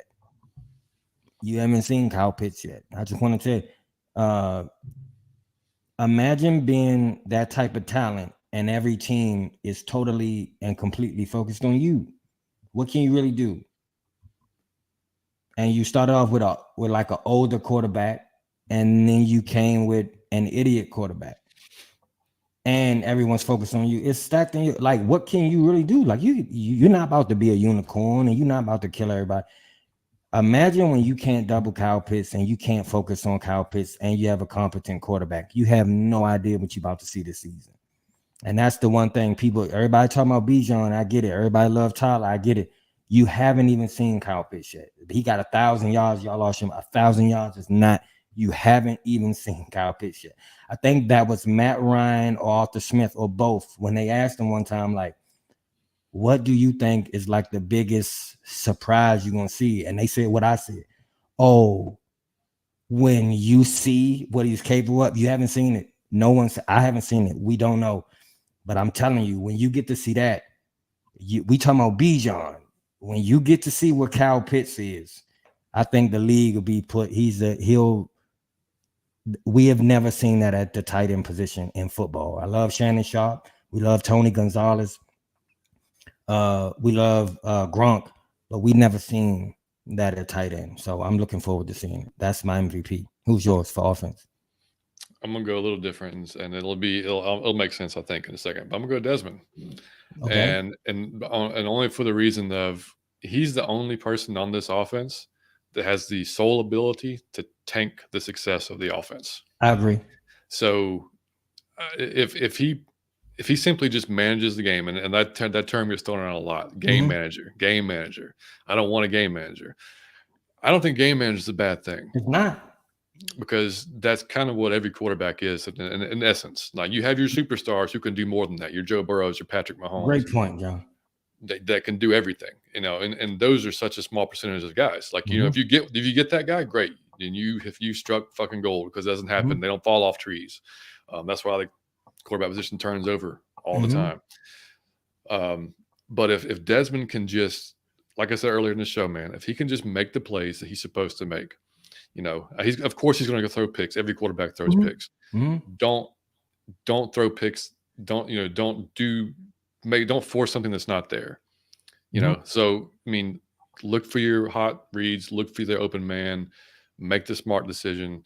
Like, if he just does those things, it makes it, it's much easier said than done, because, this is just, we're talking about it, and the guys, large, angry guys are not flying at you. But he can absolutely either elevate the offense to another level just by facilitating the ball to all these playmakers that we have correctly, or he can absolutely just destroy it by not being the guy. Yep. So there's a ton of pressure on this dude. And I think that he's fully mentally equipped to handle it. Otherwise, again, I don't think he'd have been given the opportunity to. But I just think, whether he distributes the ball, whether it's to, I don't think he cares. I mean, obviously he's got a good relationship with Drake. I think he's going to create a good one with Kyle, Bijan, all these guys in the offseason. So, and I don't think we've got any me guys on that. Receivers can be pretty diva-ish, type of guys. I don't see any guy saying, like, why am I not getting the ball? Yeah. I don't see that happening. As long as they're winning, long as there's being, long as they're making progress, long as they're scoring touchdowns and we're winning games, then I don't think it'll be an issue. So, to me, if we do well this year and we make it far and, make the playoffs, maybe even win a game in the playoffs, who knows, maybe even go further, then I think Desmond's going to be the reason, I think. Yeah. So, great point. I'll go with that. Great point. Do you have a defensive one? Grady Jarrett, for the same reason I said Kyle Pitts. You're seeing somebody that's every defense. Every offense can say, well, let's key on you. How effective can you be when the whole game plan is for you and only you? How effective can you be with that? And I don't care who you are. If you like Reggie White, if you Lawrence Taylor, you cannot, when everyone's there's not anything you can do. But now Man, with the help he got, Grady Jarrett gonna have his best season as a Falcon. Grady Jarrett is still in his prime. He's not on a decline, and Grady Jarrett will have his best year as a Falcon. And I think Grady Jarrett is the happiest person on the Falcons right now. He's just being silent about it. Like he been at the beach.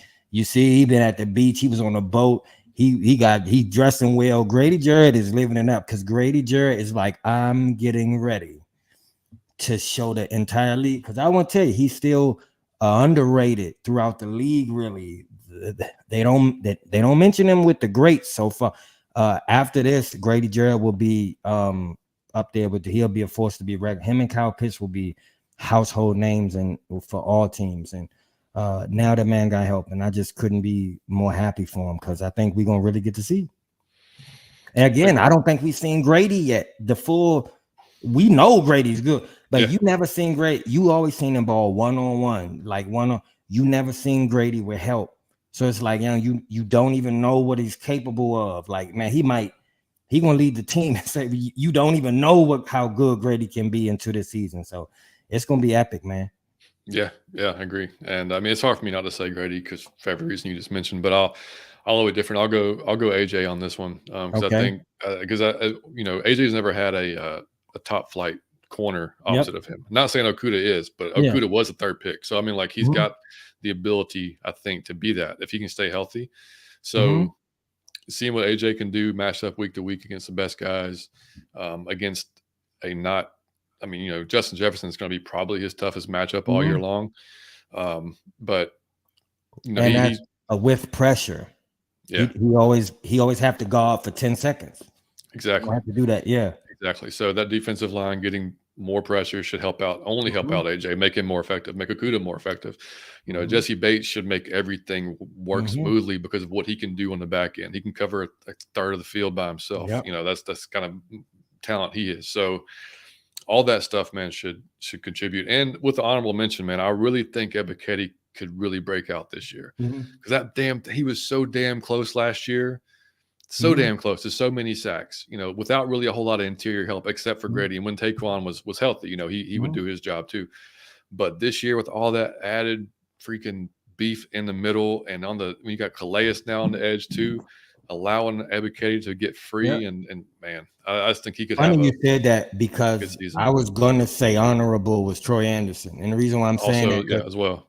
You don't know what Troy Anderson can be. That's all we see is raw talent. So what we seeing is like Allen Iverson playing street ball, but you don't know what that could be when it gets structured, when it get directed into something. All we see is Tasmanian devil. I feel like he just let loose and just man go. And he got veterans and some discipline and some structure and some help. You have no idea how good Troy Anderson can be, and that's my guy. What they say, I want to say the sky's the ceiling, but that's not sky's the limit. The sky's the limit. The sky's the ceiling was idiotic. I take it back. The sky's the limit is what I mean. Yeah, the sky's the limit for Troy. Ricky said, I feel good about Ritter. I believe he's going to shock a lot of people. Yeah, but I feel that way with Troy. I think Troy will shock a lot of people when he gets structured and when he gets some discipline and with his eyes. Yeah, I agree with you, Ricky. I think he will too, man. I think he's got a lot to prove, and I think he wants to go out there and show folks that he can do it. So I'm with you. And also one last thing on the offense too. That offensive line, which we know is really good, they're going to be so crucial, man. Just the health of that. If they can stay healthy, it's pressure on them too. Yeah. If they can be what they're supposed to be, which is one of the best lines in the league. I know run blocking is going to be fine, but if they're going to have to protect Desmond too. So that I think that'll be a big one too. As long as they stay, like I said, we've seen how important it is to keep guys together on that line, and really all you're adding is Bergeron. I mean, assuming he takes the job, all these other guys, the whole right side of the line's been together now for years, so they know what they're doing. So it's just going to be that next step for them. So, all right, man, we're gonna do some overrated, overrated. You want to kick it off, Johnny Yates? You can go ahead. That's cool. I want to kick it off. I want to go. Okay. First, I want to do overrated. I don't know if y'all seen this. To me, it was absolutely ridiculous. They have something in a few states now called a baby box. Okay, which What's a means baby if box? you have a baby that you don't want for any reason, do you know like how you can donate clothing at one of those boxes? You pull the handle down and you throw clothing in. Well, what if I told you they have baby boxes like that, but it's not in a box that's freestanding. It's in a wall in a facility. So you can go outside the facility, pull the drawer back, put your baby in it, and it'll lift up the baby, and you get a free pass for that. So I thought that's completely overrated. And I'm gonna tell you why. It's aggravating, even though I would rather that than you harm the baby or for you neglect the baby. But I'm saying it's overrated for one reason. It get under my skin that if a man have a baby, there's no way out of that for him. He can't opt out of fatherhood. He can't say, man, it was a mistake. I'm not ready. I don't have the money. It's too stressful. You go to jail if you do that. But for a female, you can actually have a baby and drop it off at the fire station. No harm, no foul. You can put it in a box and just leave it. And it's like it's no penalty. You get pay no fine. There's no charge. You get in no trouble. So for that, I say the baby box is overrated. Although I would much prefer that than you abusing or harming a kid. I don't play that in no sense of the shit. But like I said, I think it should be a way, if it's going to be that way for females to opt out. I think as a man, you should have at least an option to opt out. And for a man, your ass going to jail. If you feel like you opt out, your ass is going to jail. But for a female, you could have 4 or 5 babies and just keep fire station, dumpster, baby box, and no penalty, because you got to do what's best for you. That's idiotic, overrated. My God, I didn't even know that existed, dude. Yeah, it's weird. You should Google it. It's the wildest shit to see. But yeah, before I get mine, I'm going to tell you a story. So I was getting a sub earlier this week. Mm-hmm. I kind of had a shitty morning, like work wise, so I wasn't in a great mood. And so when I picked up the subs, or I went to order them, I was going to get them for me and Amanda. The dude behind the desk, I was wearing my Falcons hat, and he was like, "Oh man, you got to pick a better team." I was like, "Is that right?" And he was like, "Yeah, I'm a Saints fan," so I'm like, "Ugh, you got to pick a better team." And I just kind of chuckled, like, yeah, I was like, well, that's gonna be, it'll be interesting. I said, hopefully y'all will be good with Derek Carr. And I just went on to like sign my paper or whatever. And he was like, so how's it? And he continued now. He said, how's it feel to know that you're never going to win a Super Bowl? Oh, wow. It was hard for me not to jump across this damn counter in the sub shop and beat the shit out of him with some damn bread. I wasn't having a good day already. And he was just like, he was serious. Like it was serious. Like he was like, I looked up out of my car. I was like, yeah, I don't know if I'd say that just yet, man. He's like, oh, we're still celebrating. He said, we're still celebrating ours. And I was like, really? Yeah. Like, are you 14 years later? Yeah, that's crazy that you still, So and you making sandwiches at Subway, and that's no knock to the cool people at Subway, but you should be quiet. His boss was behind him. I'm not even going to say which sub shop it was, but his boss was behind him. He was looking a little uneasy. Like he looked up, he was like, you better maybe stop with the. This man does not look very happy right now. Yeah, you just do your job there, and let's not talk about the football anymore. Because anyway, So overrated, man. Elevators. I know that sounds funny and weird, but I was at a parking deck last week, 7 stories. Okay, if you got to go up like 6, 7 stories, something like that, I get it. Elevators. If you got to go up one flight, and you're in perfectly good shape, what are you doing? I just walk your ass up the stairs, man. Like it's good for you. Like it's gonna there should be no, like you shouldn't have the opportunity to go one floor. Yeah. Like because it drives me nuts, man, when I see that. And then and it's great exercise. It's a great exercise. Yeah. I mean, you can burn some calories. Like I said, if you're going like an insane amount of floors up, I get it. Everybody does. Everybody takes the elevator. But man, if you just want to go 1 or 2 floors, man, I promise you, like you'll get more out of it if you just. I'm gonna go. Now I'm gonna do underrated. I want to say this: the power of your word. I've been waiting to do this. The power of your words. It was Ricky. And it's crazy that he say that, because speaking of fighting words, I want to say what is underrated is the power of your words. And here's what I'm saying: your words are powerful. Not only they've done studies, so your words actually have an effect on the way you feel. they actually have effect on your health. They actually have an effect on your brain. They actually have an effect on water. Now I won't get into that, but you go research, and your words are powerful. But so that's in the positive sense, but also in the negative sense, your words are powerful in this. Um, too many people are like out here and like they operate in should instead of is. And this is what I mean. I should be able to put on all my jewelry and go through like the middle of the hood with counting money and be unharmed. I should be able to do that. Although that probably wouldn't happen. I would probably get my ass beat and robbed. So it's a whole bunch of things that a girl should be able to strip down completely nude and just go, in the same hood and not be harmed. That probably won't happen. Something bad probably happened to her. So too many people are in should instead of is. And what I want to say is this: your words should never cause you to be harmed because they were just words. You should not get punched in your face. But that's not the world we live in. Your words will get your ass beat. So you need to be real careful of who you talking to and what you saying and the tone of voice you using.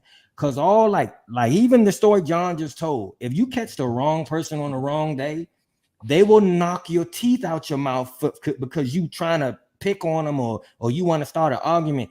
Your words will get your ass beat. So let us all be mindful of what's coming out our mouth, because an ass whooping is an eye opener, right? So shit, an eye opener can be an eye closer sometimes. You know what I mean? Your words will get your ass beat. So I just encourage everybody this: when you on Twitter and when you doing all this, don't take it but so far, because you never know who you talking to. And even in like road rage, man, don't just let it go. Because when you pull up and you call somebody out their name, or you get in a store, you in a store, and somebody you get to going back and forth, you never know who you talking to. It's some people that don't play disrespect on, they have zero tolerance for it. So when you say fuck you to somebody, it's some people who will say, man, this dude's an idiot. And it's some people who will go to their car and they will load their gun and they will wait in the parking lot for you to step out of Publix and put 7 holes in your chest for a verbal argument. So let us all be mindful of our words. And that's not the way it should be, but that is the way it is. So we got to be very careful with how we talking to each other. And I mean that for girls and women, because girls got this thing where if it's a dude, they feel like I can take it all the way to 10 and he shouldn't hit you. But let's not operate in should. It's some dudes that you're going to say something to, he's going to slide you right across the floor. I'm not saying it's right, but it will happen to you. And that go for men too. Don't just be at the game. I done seen people at games drunk, and man, you taking it too far. Fuck y'all stupid motherfuckers, you pussies. And when you get to calling a grown man a name like that, when he been drinking too, you never know what could happen. I just don't want to see anybody get into nothing over a verbal argument. So let us all be respectful and mindful of our words. Your words are powerful. So that's underrated. I could piggyback off that with that also at kids sporting games. Love it. My God. Yeah. Like Williams baseball, because like some of the games, some of the tournaments we're at, we'll be around other age groups, and you'll see like the opposing teams or both teams' parents like literally verbally going at it. Or like attacking the umpire. Yeah. Like every umpire that I've ever seen, like 90% of them suck. So like you kind of expect it. Like you're going to disagree with some calls. Like you're not going to agree with every call. But I mean, also it shouldn't ruin your day because your kid's not out there playing for a contract. He's not out there paying bills with how he's performing. Right. So like you kind of have to take it with. I mean, you know what I'm saying? Yeah. Like, take it lighthearted, man. Enjoy it. It's for fun. You can never lose sight of that. Even there was a tournament a few weeks ago. There were some 8-year-old travel baseball. Get you at another. My kid's 12, so we were on another field. But I'm walking by, and his dad is like just going after his son. About how he played. And I'm like, dude, he's 8. Like he's 8. Like and it's just made no sense, man. That's you're lucky that he understands like what you're even talking about. Yeah, like he's but you see it a lot. You see a lot of it where the parents want it a lot more than the kids do. Yeah, yeah. And they They just living keep vicariously. pushing them out there for it, Mhm. and yeah, I that just was want everyone to be calm, man, because we gotta be mindful of how we talk to each other, mhm, even if we're angry. 100%. All right, and the last underrated, man, and I think Michael 100% agree with me on this one, is moms. It is Mother's Day weekend, man. So moms, they don't. I mean, we got the day for them. I know Father's Day gets to get their Mhm, day too, but man, like, couldn't be more underrated than moms, man. They mhm, they do everything for you. When they say a mother's love is unconditional, like, that's different, man. It mhm, is absolutely unconditional. You could fuck up 6 ways from Sunday, mhm, cause them all kinds of stress, all kinds of whatever, and they're going to be there for you, mhm, supporting you, waiting for you. You know, my wife was this exact same way. Like, my son may drive her nuts from time to time, but mhm, damn if she's not going to be there supporting him, ready to fight somebody, if they mhm, say a word about him, or if they step out of line or something like that. I mean, like, mhm, she body slam somebody. So, mhm, um, yeah, man, just shout out to all the moms out there, man, and doing what y'all do, and it's highly, highly underrated, and super appreciated by not just the kids, but the dads, the brothers, mhm, any guy, man. I promise you, like, you can't. That's something you can't replicate, man. So, mhm. you know, So I'll do my last. I'll do underrated is my mom. I don't know that she's watching this right now, but I'll tell her to watch it later. And it's my mom. Because my mom may not be comfortable with me sharing this story, but I hope she forgive me if it angers you at all, Ma. I didn't mean anything by it, but I want to tell the people this story because it's going to reflect how the person my mom is. So my mom uh, is Hispanic. So my mom grows up in an all Hispanic household. My mom goes to the Air Force and she marries a black man. Now, I didn't even know that Hispanic people could be racist. I never heard of this. But my mom's mom told her, if you marry that black man, just know you out the family and just know that you can't come back home and I won't have anything else to do with you. And my mom has to make this choice when she's about 20 years old. It's a hard choice. That's a lot of pressure. And my mom chooses to do it. And my mom has two kids who are mixed. She has me and my brother. So my mom is trying to show the family her kids, and the mom feels like, man, are they mixed? Well, I don't need to meet them. You married the black man. I don't want to meet that black man, and I don't want to see your mixed babies. To be polite. Now, my mom could have easily caved into that pressure and felt the way about us. My mom chose us. So that took a different person. My mom is a pleasant person. And again, she's Hispanic, but my mom comes to DC to Maryland, and she's in the middle of the hood. And it's 200 crazy dudes around, right? And my mom is the only person in that neighborhood that isn't black. So again, this is double pressure now, and now this is you uncomfortable. Now you gave up your family. Now you here, how you struggling financially, and you in the middle of a hood, like, and yet and still, my mom always worked, and my mom would come home, and my mom would get home every day. I never forget. It was almost 7 p.m. and my mom would cook a meal every night.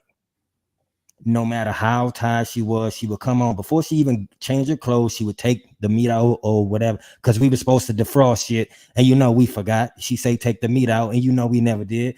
So she got to take it out, and she go upstairs and she change her clothes. And so I respect my mom more than anyone else in the world. I admire my mom more than anyone else in the world. She's the best person I've ever known. And I watched my mom even this year. She went through a thing with my dad. I watched my mom just be stronger than any other. We in the middle of the hood. There's no one stronger than my mom. And that's crazy because she's the most pleasant person you ever meet. But it's not even close. Like, I'm a strong person, man. She's twice as strong as me. And so I respect her so much. And like John said, man, I have fucked up in my life. I just made a great great mistake. And my mom, her love never changes. It stay at the same level. So I feel like if I came to my mom and said, "Mom, I'm gay," my mom wouldn't change. If I said, "Mom, I'm a Muslim now," she wouldn't care. If no matter what I was doing, she would love me the exact same way. And from a kid from the hood, young, you need that. You need that more than anything in the world is love. My friends who don't have that are still there, are still in there. They still doing it. And my mom has helped me so much in my life. My mom, man, I could be an adult. I still struggles at times as an adult with my money. I can call my mom at whatever age and say, "Can I get $50?" I guarantee she'll catch. It won't be no speech about you a grown ass man. You shouldn't need fit. I mean, like, she gonna look out for me 100% of the time. My mom is gonna come to my aid. My mom will come to my defense. So I just wanted to say that, like, shout out to my mom. I will always want to get to a point in my life where I could buy my mom a big house and retire my mom. But in reality, I wanted that for my father, and he passed before I got to do it. So I'm aware now that it may not happen, even though that's my biggest goal and biggest dream. It may not happen. But what I can do is tell her how much I love her, and I don't let any of those things not be appreciated. I appreciate every last thing. When I was a kid, I had every jersey. I ever wanted. My mom has come. She's a diehard Dallas Cowboy. She's come to our stadium and wore an Atlanta Falcons sweatshirt to enjoy the game with me. You know, she has paid for me to go to the Texas stadium when we played Dallas. And I'm talking about as a grown up, not as a grown up. She paid my way to go to Dallas Stadium so I could see the new stadium and see the Falcons play the Cowboys, and we won, and I gloated. I'm sorry, but it was a great feeling. But like, I'm just saying, my mom has supported me in everything I've ever done in my life. I appreciate you, Mom, and I love you, Mom, from the bottom of my heart. I had to get that one off. Happy Mother's Day, Mom. There you go. Nice job. Nice job. Yeah, man. I mean, I won't go too in depth on mine, but yeah, I mean, she, I mean, you know, Buddy, my dad had Alzheimer's and he had uh, uh, dementia, so he had like double whammy there, and I would not wish that upon anybody. Yeah. If anybody has had to deal with that in their family, man, I feel bad for you because it's a terrible thing to watch. But my mom, yeah, I mean, she dealt with that and helped him to his last day, night in and night out, you know, with and it was I couldn't even imagine. I mean, what she was going through during that period, but I mean, you know, it was just if I don't even want to get into the details of it because it's just it's bad. It's just bad. You know, to see somebody who's got it all together just slowly fade, you know, completely away. But anyway, man, yeah, I mean, just 100% there, and then you know, and also having to keep everything up with the house, just the finances, everything else to keep it going. You know, so yeah, huge shout out, man, to my mom as well. So, and everybody's mom, and like I everybody's said, mom, and again, my wife Amanda, there is not a better one. There is not a better one. I don't care, man. She's amazing with Liam, and you know, I'm very very lucky dude. Let's put it that way. And the last thing I want to say is, man, show appreciation to your mom or your wife today. I mean, today, tomorrow, and truly every day, because and even your parents, man, because it is one of the worst feelings in the world when you want to show appreciation, you want to say something, and they're not here with you to say it. You got to talk to the sky or talk to yourself in hopes that they hear you. So if you got a mom that you can touch, go fly your man, get on the plane. A lot of times with I kind of settled for a phone call when I wish I would have got on the plane or got in my car. And it's times that I settled for a text when I should have called. So I don't want you guys to make that same mistake, man. Just go and touch her. If you can put your hands on her or call her phone, hear her voice. Do not text your mother. Could not agree more, buddy. Do not text. Go FaceTime, call, or go see her. Yep, this is from two dudes in over 40. So take that to heart. Yeah, man. All right, guys. So we've been here almost 2 hours. On a Saturday. We Saturday, sorry for keeping y'all, but we not sorry. Our Saturday shows are always epic, and we love you guys, man. Thank you for always rocking with us. Hey, shout out Bubba Gump, man. Appreciate you, dude. He just tweeted out the 10 stages on. See, thank you, y'all. Man, I really do mean that from the bottom of my heart. I think that is, I've done a lot of stuff, but to me, that is my finest work of art, and I think it's awesome. And the people who saw it seem to agree, but it didn't do the views that I would like it to, that I feel like it could if it was shared more. But I'm not into that. I do not know how to share it more. I don't know what to do to elevate. So I just ask you guys, because y'all do, because I see y'all with emojis, and you know how to have glitter and balloons. ATL Peach had balloons coming down her Twitter page. I don't even know how she did that. It was on your birthday. On your birthday, it does it for you. Oh, okay. Yeah. Well, shout out to her. But I know that y'all will know what to do with that video, because I don't. So shout out to Bubba Gum. If you can retweet that video or put it, again, I don't know what to tell you to do. So I'm sorry, I can't help you. Just sharing it. That's all it is. Just share it. However you share it, I guess. You'll love it, Ricky. You'll laugh your ass off, man. It's good stuff. Like you'll be able to relate with if you've been a Falcons fan for a while, you'll be able to relate with every one of the stages. Man, it's on YouTube. Hold on, y'all. I have to say this. My mom just saw that. I had no idea she was watching. She just said, "I love you." That was dope. I love you too, Mom. That's awesome. So we were planning on doing the show this week with Terry from Twisted Torch TV. Obviously, that didn't happen because, again, our schedules got mixed up. And then Terry, he coaches as well. He coaches kids football. So we're going to try to get with Twisted Torch next week, either Wednesday or Thursday. That's a great name. I love it. Yeah, Terry's awesome, man. You talk about energy. That dude has he could match your energy for sure. So looking forward to doing a show with him, man. Hopefully next week. We're crossing our fingers that that works for both of us. We've been trying for months, but it's just difficult to get on the same, with just kids and schedules and everything, and it's tough. But we'll work on that. And then we'll probably have a few more shows in this dead period. And then we'll probably, like I said, the first week of June, we'll take off for sure, because I'll be in New York with Liam for baseball. And then, we'll get back at it when we get so back. I did have to say this, and I was waiting to say this. Y'all think I'm out of my Falcon mind now, but we've had to be in a structure because we talk about football. Well, imagine when there's no football to talk about. Just imagine how off the rails I'm gonna go. So it's gonna be some good. I got some good stuff prepared for y'all in the dead season. It will not be dead for out of your Falcon mind. Just know that. Yeah, we're gonna have some fun. We're gonna have some good topics to talk about. So make sure y'all stay tuned to the channel. Like I said, if you're here, man, for the first time, make sure you drop a subscription for us. Hit the like button on the video. Any video that you watch, hit the like button on. Just helps us out. Helps us get more out to the Falcons fans. If you're listening to us Spotify or iTunes, drop us a 5-star review. Does the same thing on those platforms. Helps us get to the top of the charts there. When folks start searching for Falcons podcast, the more likes, the more 5 stars we got, the better off we are. And if you drop us a few kind words on Apple, then we'll definitely shout you out on the show. You can email us atlfalconfancast@gmail.com. We've had several really good emails over the course of the show that we'll read out on here as well. If you got a thought you just can't get out in the chat, or it's just too long to put on Twitter, feel free, send us an email, man. We'll definitely read it out on here too. So shout out to Variety Sports Network, man, for hosting us on here.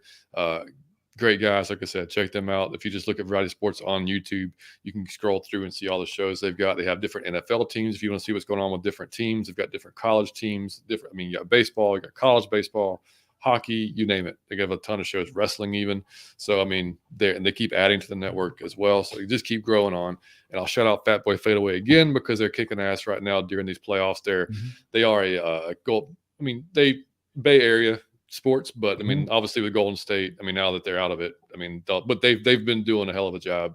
They'll probably continue doing some playoff shows as well. So I'll just keep hitting them up. And we need to do a show with Fat Boy Fadeaway this offseason. Yeah, it'd be fun. We really do. It'd be fun. We really do. It'd be fun. And because they could talk about some, they're a 49ers type of. See, Darren is the Raiders and Tyler's 49ers.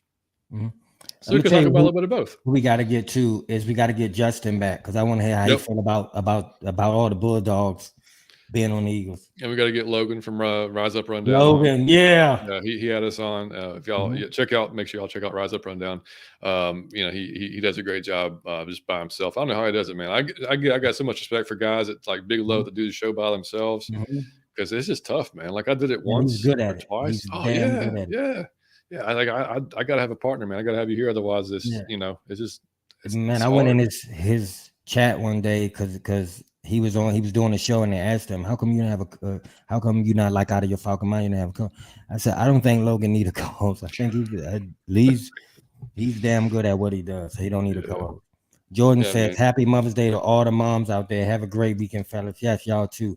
Please, y'all go share the 10 stages. And I mean the whole video. I don't mean just the whole video is on our YouTube. It's 10 stages. It's like 5 minutes long or 6 minutes. I don't know. But I thought it was awesome, and I think you will too. You'll love it if you haven't seen it. Go see it. And I'm an elderly person, man. So however you share it, go share it. I would not know where to begin to tell you. Elderly person. All right, man. So we'll be, like I said, keep your eyes on the channel and on Twitter if you're on there. You can follow us on Twitter, by the way, Out of Your Effing Mind on Twitter. You can follow Mike, does most of our TikToks and Instagram. Out of Your Falcon Mind on there. So he's always got some funny stuff there you can check out for sure. So, but like I said, keep your eyes on the channel, guys. We will keep putting it out for you in this off season. It's gonna be the longest summer ever, waiting for the season to start. Oh man, but we're gonna get you through it.